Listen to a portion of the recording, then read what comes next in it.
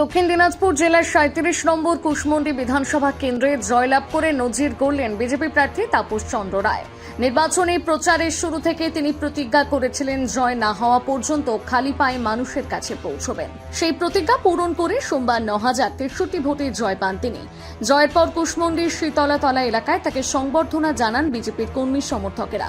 ফুলের তোড়ার সঙ্গে আনুষ্ঠানিকভাবে জুতো পরিয়ে তার প্রতিজ্ঞার সমাপ্তি ঘটানো হয়।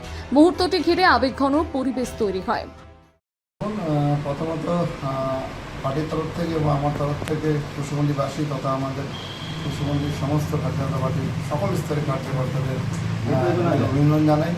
বিধানসভাকে জিতিয়ে নিয়ে আসার জন্য তাদেরই সমস্ত অবদান।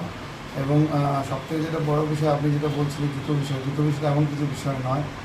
আমার মনে হয়েছিল যে পশ্চিমবঙ্গে প্রায় ৩০০ থেকে ৩৫০ কার্যকর্তাকে এই টিএমসির হামার বাহিনীরা হত্যা করেছে, মারধর করেছে, ঘরছাড়া করেছে।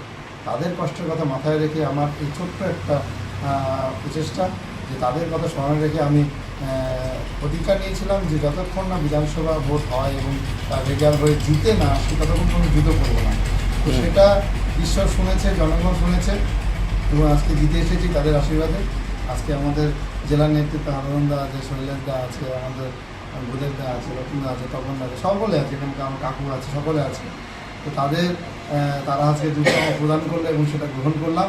এবং এই জুতো পরেই আমি আশা করি কলকাতায় বিধানসভায় গিয়ে আমি আমার কুশমন্ডি বিধানসভার সমস্যাগুলো তুলে ধরবো এবং মানুষের পাশে থাকবো এবং আমার দল যেভাবে নির্দেশ দেবে সেই হিসাবে কাজ করবো। এটুকুই বলা ছিল। এই বলে শেষ করছি। কুশমন্ডি থেকে দিলদার আলীর প্রতিবেদন, নিউজ টুডে।